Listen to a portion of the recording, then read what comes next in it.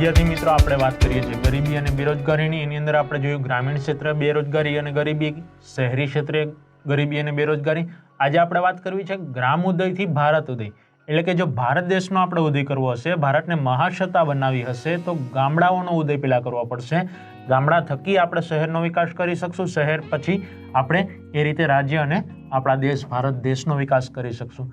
તો જ્યાં સુધી ગામડાનો વિકાસ નહીં થાય ત્યાં સુધી ગ્રામીણ ક્ષેત્રના લોકો છે એ શહેરીકરણ તરફ આકર્ષિત થશે.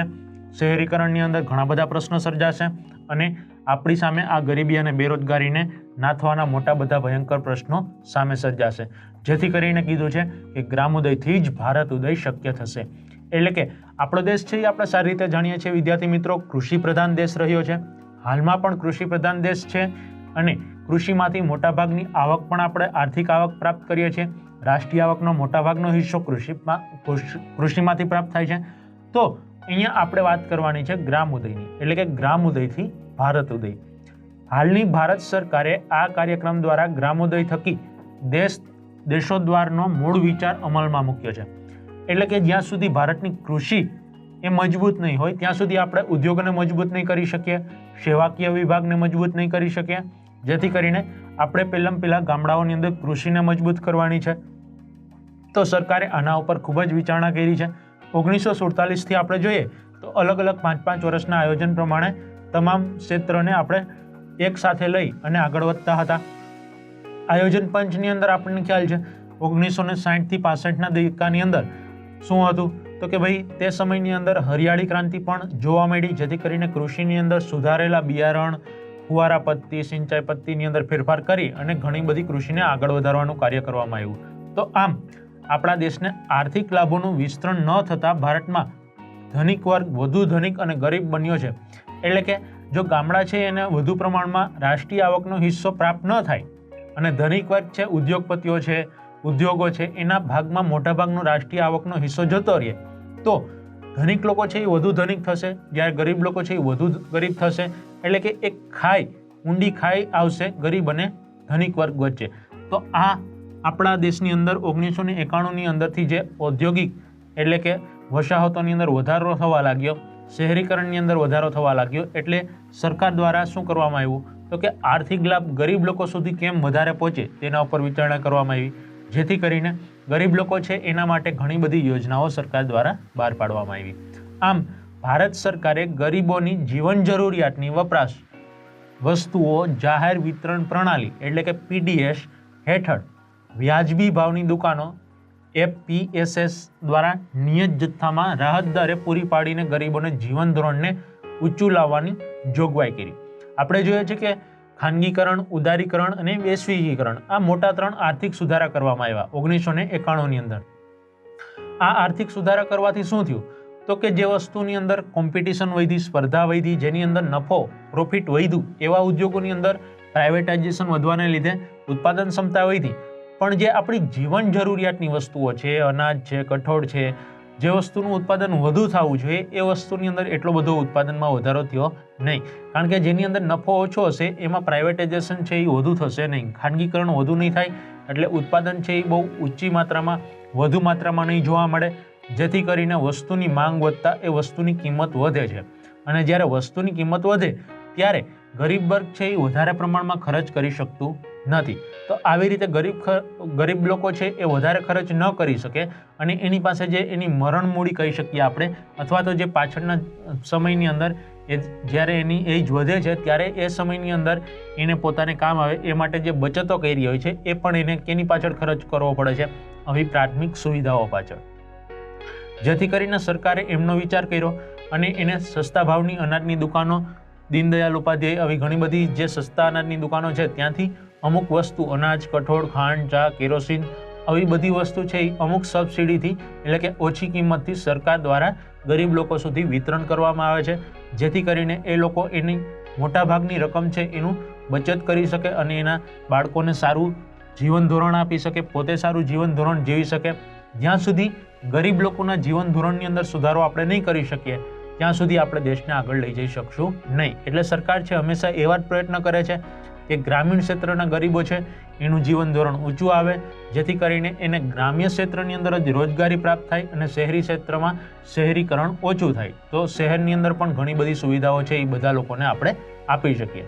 આમ આ ગ્રામીણ વિસ્તારો છે એને ગરીબીમાંથી બહાર લઈ આવવા માટે ઘણી બધી યોજનાઓ છે એ સરકાર દ્વારા લઈ આવવામાં આવતી હોય છે. જો તેમને કહેવામાં આવે છે ગરીબી નિર્મૂલન યોજના, એટલે કે ગરીબી છે એને દૂર કરી અને તમામ લોકોનું જીવન ધોરણ સુધારવું, તમામ લોકોને કલ્યાણકારી જીવન થાય એવા પ્રયત્ન કરવા. આ સરકાર છે એટલે કે આપણી ભારત દેશની સરકાર છે એણે અન્વયે આ યોજના અન્વયે ગરીબી નિર્મૂલન યોજના અન્વયે ભારત સરકારે કૃષિ ક્ષેત્રે આ લાભદાયક કાર્યક્રમો શરૂ કર્યા છે, અમલમાં મૂક્યા છે. જેમાં પ્રધાનમંત્રી કૃષિ સિંચાઈ યોજના, આપણને ખ્યાલ છે કે પંજાબની અંદર 5 નદીઓનો સંગમ છે, તો ત્યાં આખા ભારતને ઘઉં ખવડાવી શકે 6 મહિના, એટલો મોટો ઘઉંનું ઉત્પાદન કરવાનો સ્ટોક એ લોકો ધરાવે છે, એટલી ક્ષમતા ધરાવે છે. તો આવી જ રીતે જો તમામ રાજ્યોને આખા વિશ્વની અંદર ભારત દેશ છે એમાં ભારત દેશના તમામ રાજ્યોની અંદર જો સિંચાઈની સુવિધા સારી કરી દેવામાં આવે, બારેમાસ જે નદીઓ સતત વહેતી રહે છે એના પાણીને કેનાલ દ્વારા એક સ્થળેથી બીજા સ્થળે પહોંચાડવામાં આવે તો કૃષિની અંદર આપણે વર્ષની અંદર 2 થી 3 પાક સિઝનલ પાક લઈ શકીએ છીએ. તો પ્રધાનમંત્રી કૃષિ સિંચાઈ યોજના દ્વારા ખેડૂતોને સમૃદ્ધ કરવાની યોજના ભારત સરકાર દ્વારા કરવામાં આવી છે. બીજી વાત કરીએ તો ભારત મંત્રી ફસલ વીમા યોજના, એટલે કે અતિવૃષ્ટિ, અનાવૃષ્ટિ, ભૂકંપ, વરસાદની ક્યારેક અછત, વધારો, આ બધું થતું હોય, ભૂકંપ, સુનામી, તો આવી કુદરતી હોનારતો હોય, ક્યારેક માનવ સર્જિત કોઈ હોનારત હોય, તો આવી બધી વસ્તુઓની અંદર ક્યારેક પાક છે એ નાશ પામતો હોય, ઉત્પાદન છે એ ઘટી જતું હોય, તો એની અંદર ફસલ વીમા યોજના શરૂ કરવામાં આવી છે, જેથી કરીને અમુક ઓછી રકમનું પ્રીમિયમ ભરી અને ખેડૂતો છે એ પોતાના પાકનું રક્ષણ કરી શકે છે. જો ક્યારેક આવી ઘટના બને, કુદરતી ઘટનાઓને લીધે પાક છે એ નાશ પામે, ત્યારે ફસલ યોજના દ્વારા એની જે ફસલનું મૂલ્ય છે એ સરકાર દ્વારા ચૂકવવામાં આવે છે. તો ખેડૂતો છે એ દેવું ન વધે એના માટે પણ આ પ્રયત્ન કરવામાં આવ્યો છે, અને ખેડૂતોના જે આત્મહત્યા થાય છે દેવા વધવાને લીધે એની અંદર ઘટાડો થાય એના માટે આ પ્રયત્ન કરવામાં આવ્યા છે. આમ આપણે કહી શકીએ કે રાષ્ટ્રીય પેયજળ કાર્યક્રમ અને ઈ નામ યોજના, એટલે કે અત્યારે આખા ભારત દેશની અંદર તમે જોશો તો ભારત સરકાર દ્વારા એવા પ્રયત્ન કરવામાં આવે છે. વર્ષોથી બધી જ સરકારો છે ભારત દેશની અંદર સ્વતંત્રતા મળી ત્યારથી તમામ સરકારના પ્રયત્ન એવા રહ્યા છે કે તમામ કુટુંબોને, તમામ વ્યક્તિને, ભારતના તમામ નાગરિકને પીવાનું શુદ્ધ ચોખ્ખું પાણી મળે. એટલે કે એના દ્વારા ભારત સરકાર દ્વારા ઘણા બધા એવા પ્રયત્ન કરવામાં આવે છે કે પેયજળ કમસે કમ તમામ લોકો, તમામ કુટુંબને સારું ચોખ્ખું પીવાનું પાણી પ્રાપ્ત થાય. તો અત્યારે ઘણા બધા રાજ્યોની અંદર, ઘણા બધા શહેરી ક્ષેત્રની અંદર, ગ્રામીણ ક્ષેત્રની અંદર પાઇપલાઇન દ્વારા પાણી પહોંચાડવાનું કાર્ય કરવામાં આવે છે, અને તે લોકોને ચોખ્ખું પાણી પહોંચાડી અને એની રોગ પ્રતિકારક શક્તિમાં વધારો કરવામાં આવે છે, જેથી કરીને ચોખ્ખું પાણી પીશે તો એને અમુક રોગોથી બચાવી શકાશે. આમ સરકાર દ્વારા ઘણા બધા પ્રયત્ન છે એ ગરીબો માટે કરવામાં આવે છે. ઈ નામ યોજના, અત્યારે મોટા ભાગના સરકારી કામો છે એ તમામ આપણને ઇન્ટરનેટની માધ્યમથી ઘર બેઠા કરી શકીએ છીએ. એટલે કે ઈ નામ યોજના દ્વારા ગામડે ગામડે તમામ ઇન્ટરનેટથી જોડી દેવામાં આવ્યા છે, જેથી કરીને ગ્રામ પંચાયતની ઓફિસોમાંથી પણ આપણે ઘણી બધી વસ્તુઓ ઓનલાઈન કઢાવી શકીએ છીએ, મંગાવી શકીએ છીએ, ઓનલાઈન અરજી કરી અને તમે સરકાર દ્વારા અલગ અલગ પ્રમાણપત્રો પ્રાપ્ત કરી શકો છો. તો આવી રીતે સરકાર છે એ તમામ લોકોનું સુવિધાઓ અને સેવાઓની અંદર વધારો કરે છે, જે એક સરાહનીય બાબત છે. આમ આપણે જોઈએ તો ભારતીય અર્થતંત્રમાં ઋતુગત અને બેરોજગારી, ઘર્ષણજન્ય બેરોજગારી, માળખાગત બેરોજગારી, પરછન કે છુપી બેરોજગારી આપણે કહી શકીએ, ઘણી બધી જાતની બેરોજગારીઓ જોવા મળે છે. ઔદ્યોગિક બેરોજગારી હોય, શિક્ષિત બેરોજગારી હોય, વગેરે વિવિધ સ્વરૂપની બેરોજગારીઓ જોવા મળે છે. એટલે કે ભારતની અંદર તમે જોશો તો ભારત દેશ છે કૃષિ પ્રધાન દેશ છે, આપણને સારી રીતે ખ્યાલ છે. જો સારો વરસાદ થાય, કુદરતની મહેરબાની હોય તો આપણે પાક લઈ શકીએ છીએ, પણ જો કોક ઋતુની અંદર વધુ વરસાદ થાય અથવા તો વરસાદ ન થાય, દુકાળ થાય, ત્યારે આવી સ્થિતિની અંદર ઘણા બધા મજૂરો, ખેડૂતો છે એ બેરોજગાર બને છે. પરછન કે છુપી રીતે બેરોજગારી, અમુક ઉદ્યોગની અંદર અમુક કર્મચારીઓ છે એ કામ કરે છે, પણ કદાચ જો એ લોકો ન કામ કરતા હોય છતાં પણ એના કામ ન કરવાથી પણ ઉત્પાદનમાં કંઈ ઘટાડો ન થતો હોય, તો એવા લોકોને કહેવામાં આવે છે પરછન અથવા છુપી બેરોજગારી. શિક્ષિત બેરોજગારીની સંખ્યા પણ એટલી વધારે છે, લોકોને સમયસર કામ નથી મળતા. આપણે જોઈએ છીએ તો આવા બધા જ બેરોજગાર લોકોને અત્યારે સરકાર દ્વારા ઘણી બધી સ્કીમો દ્વારા અમુક કામ આપવામાં આવે છે. મહાત્મા ગાંધી યોજના દ્વારા મનરેગા યોજના દ્વારા 100 દિવસનું કામ દરેક કુટુંબની અંદર એક વ્યક્તિને કમ્પલસરી ફરજિયાત મળી રહે એવા પણ પ્રયત્ન સરકાર દ્વારા કરવામાં આવે છે, જેની અંદર ગામડાની અંદર ચેક ડેમો ખોદવા, સાઈડો ઉપર બંધ બાંધવા, આવા ઘણા બધા કામ છે એ સરકાર દ્વારા કરવામાં આવતા હોય છે, જેથી કરીને બેરોજગાર કે સાવ ગરીબ લોકો છે એને 2 ટકનું પૂરું ભોજન મળી રહે એના માટે અમુક કિંમત, અમુક રૂપિયા એમની પાસે બચત સ્વરૂપે મળી રહે. તો આવા પ્રયત્નો દ્વારા સરકાર છે એ હંમેશા એક જ કાર્ય કરે છે કે સતત લોકો છે એનું જીવન ધોરણ સુધારવાનું, જેથી કરીને દેશની માથાદીઠ આવકમાં વધારો થાય, દેશની રાષ્ટ્રીય આર્થિક વ્યવસ્થા, અર્થતંત્ર છે એ સમૃદ્ધ બને અને દેશની રાષ્ટ્રીય આવકમાં વધારો થાય. ઈસવીસન 2011ની જો વાત કરવામાં આવે તો 2011ની વસ્તી ગણતરી મુજબ ભારતમાં કુલ 116 મિલિયન લોકો બેરોજગાર હતા. તેમાં 32 મિલિયન લોકો અશિક્ષિત બેરોજગાર અને 84 મિલિયન લોકો શિક્ષિત બેરોજગાર હતા. તો આવી રીતે આપણે કહી શકીએ કે મોટાભાગના શિક્ષિત લોકો છે એ પણ બેરોજગાર જોવા મળે છે. ઘણા ગ્રેજ્યુએટ, માસ્ટર ગ્રેજ્યુએટ કરેલા હોય, PhD કરેલા હોય, છતાં પણ એમને નોકરી મળતી ન હોય, કારણ કે સરકારી ખાતું હોય કે પ્રાઇવેટાઇઝેશન હોય એની અંદર ઓછા લોકોથી વધુ પ્રમાણમાં કામ લેવામાં આવતું હોય, ઉત્પાદન લેવામાં આવતું હોય, સેવા લેવામાં આવતી હોય, ત્યારે વધુ લોકોનું શોષણ જોવા મળે છે. કોઈ પણ ઉદ્યોગકાર હોય કે સરકાર હોય એ નફામાં વધારો થાય અથવા ઓછી વ્યક્તિ દ્વારા વધુ કામ લેવાના પ્રયત્ન થકી શું કરે છે, ક્યારેક શોષણ કરે છે, જેથી લોકો બેરોજગાર રહે છે અને મોટાભાગના લોકો ગરીબી રેખા નીચે, BPL રેખા નીચે જીવતા જોવા મળે છે. તો આમાં સરકાર છે એના દ્વારા અમુક પ્રયત્ન કરવામાં આવે તો એ ગરીબી અને બેરોજગારીમાં આપણે ઘટાડો ચોક્કસપણે કરી શકીએ. આમ આપણે કહી શકીએ કે ભારત સરકારે રાજ્યોના ગ્રામ્ય વિસ્તારોમાં કુટુંબ દીઠ એક સભ્યને નાણાકીય વર્ષમાં 100 દિવસની વેતનયુક્ત રોજગારી આપવા મહાત્મા ગાંધી રાષ્ટ્રીય ગ્રામીણ રોજગાર બાંહેધરી યોજના એટલે કે મનરેગા અમલમાં મૂકી છે.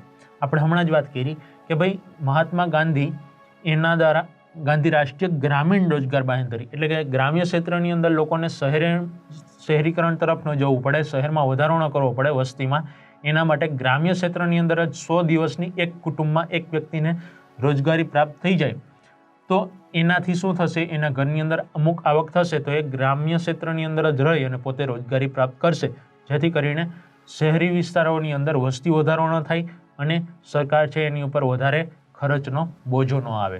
તો આવી રીતે આપણે કહી શકીએ કે મોટાભાગે સરકાર દ્વારા છે ઘણા બધા પ્રયત્ન કરવામાં આવતા હોય છે કે લોકોને રોજગારી પ્રાપ્ત થઈ જાય, લોકો માટે વધારે પ્રમાણમાં શું થઈ જાય, ગરીબી ઘટી જાય અને એનું જીવન ધોરણ ઊંચું આવી જાય. તો આવી રીતે ગ્રામીણ મનરેગા યોજના દ્વારા શહેરી લોકોને અને ગ્રામ્ય લોકોને બેરોજગારીમાંથી રોજગારી પ્રાપ્ત કરી શકે એવા પ્રયત્ન સરકાર દ્વારા કરવામાં આવ્યા છે, જેથી કરીને આપણે એ પણ કહી શકીએ કે ગ્રામ્ય ક્ષેત્રોની અંદર ઘણા બધા સરકાર દ્વારા કાર્યક્રમો પણ ચલાવવામાં આવે છે. એગ્રો બિઝનેસ પોલિસી 2016, તો આના દ્વારા પણ સરકાર છે એના હંમેશા પ્રયત્ન રહ્યા છે એ કૃષિ ક્ષેત્રને સમૃદ્ધ બનાવવામાં આવે. આપણને ખ્યાલ છે કે હરિયાળી ક્રાંતિ જ્યારે આવી અમલમાં ત્યારથી લોકોની કૃષિ ક્ષેત્રની જે ક્ષમતા હતી, ઉત્પાદનમાં વધારો કરવાની ક્ષમતા હતી, એને આપણે આગળ લઈ આવી શક્યા છીએ અને પાણીની પણ બચત કરી શક્યા છીએ. સુધારેલા બિયારણ દ્વારા ઉત્પાદનમાં વધારો કરી શક્યા છીએ. ઓછી જમીનની અંદર વધુ પ્રમાણમાં આપણે પાક લઈ શકીએ છીએ. તો આ બધા આપણને શું છે, લાભ જોવા મળે છે. તો આ એગ્રો બિઝનેસ પોલિસી 2016 આવી છે, એના દ્વારા રાજ્ય સરકારે પ્રોસેસ્ડ ફૂડ પ્રોડક્ટની નિકાસમાં મદદ કરવાની તેમજ એગ્રો ફૂડ પ્રોસેસિંગ યુનિટો સ્થાપી અને 10 લાખ લોકોને રોજગારી પૂરી પાડવાની યોજના અમલમાં મૂકી છે. એટલે કે 2016થી સરકાર દ્વારા હંમેશા એવા પ્રયત્ન થાય છે કે જ્યારથી વૈશ્વિકીકરણ અમલમાં આવ્યું ત્યારથી આપણે આયાત અને નિકાસોમાં વધારો કર્યો છે. તો હંમેશા ફૂડ પેકેટ અને ફૂડ પ્રોસેસિંગ દ્વારા યુનિટો સ્થાપી અને કોલ્ડ સ્ટોરેજની અંદર જે સારી ક્વોલિટીની વસ્તુ છે એનો સંગ્રહ કરી, સ્ટોરેજ કરી અને એને વિદેશમાં આપણે શું કરીએ છીએ, નિકાસ કરીએ છીએ, જેના દ્વારા સરકારનો પ્રયત્ન એવો છે કે 10 લાખ લોકોને રોજગારી પ્રાપ્ત થાય. તો આવી રીતે પણ ગ્રામ્ય ક્ષેત્રની અંદર, શહેરી ક્ષેત્રોની અંદર લોકો દ્વારા અને સરકાર દ્વારા એવા જ પ્રયત્ન કરવામાં આવે છે કે બધા લોકોને રોજગારી પ્રાપ્ત થાય. જે વ્યક્તિની ઉંમર 15 થી 60 વર્ષની હોય અને રોજગારીની શોધમાં હોય તથા તેને વેતનના પર્વતમાન દર એટલે કે હાલમાં જે વેતનનો દર હાલે છે ઓછામાં ઓછો એ દરે પણ કામ કરવાની ઈચ્છા હોય, લાયકાત હોય અને શક્તિ ધરાવતી હોય છતાં પૂરતા સમયમાં કામ મેળવી શકતા ન હોય તો તેવા લોકોને આપણે બેરોજગાર કહીએ છીએ. જે વ્યક્તિની ઈચ્છા છે, કામ કરવું છે પણ છતાં પણ એને ઓછી કિંમતે પણ એટલે કે હાલની અંદર જે સમયે જે પર્વતમાન દરો છે એ કામ કરવાની ઈચ્છા પણ એટલું પણ ઈચ્છા પ્રમાણ પણ કામ ન મળતું હોય તો એને આપણે શું કહીએ છીએ, બેરોજગાર કે બેકાર કહેવામાં આવે છે. તો આવા બેકાર અને બેરોજગાર લોકોને સરકાર દ્વારા હંમેશા કોઈને કોઈ નાનું મોટું કામ પણ મળી જાય તો એ એના આખા કુટુંબનું ગુજરાન ચલાવી શકે. એટલા માટે સરકારે હંમેશા કાર્યશીલ રહેવું જોઈએ.